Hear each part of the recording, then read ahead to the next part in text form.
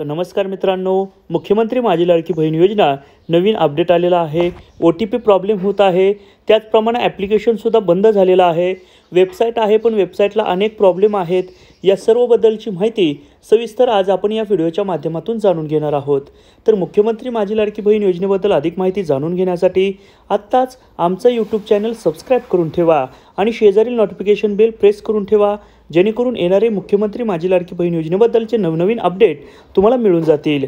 तर सरकारने 3 ऑगस्ट रोजी वेबसाईट पोर्टल डेव्हलप केलं आणि या वेबसाईट पोर्टलवरती अजूनसुद्धा खूप सारे प्रॉब्लेम येत आहेत। या वेबसाईटवरती जर आपण लॉग इन करण्याचा प्रयत्न केला, लॉग इन होत आहे, त्यानंतर ज्यावेळी OTP आपण सोडतो OTP पण सेंड होत आहे। परंतु आता नवीन काल अपडेट आलेला आहे। OTP आता सबमिट केल्यानंतर आपण ज्यावेळी रिफ्रेश करत होतो, आता रिफ्रेशसाठी 2 मिनिटं थांबावं लागणार आहे।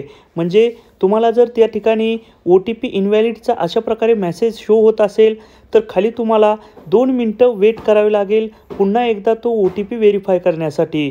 OTP बरोबर असून सुद्धा हे वेबसाईट पोर्टल तो OTP घेत नाही।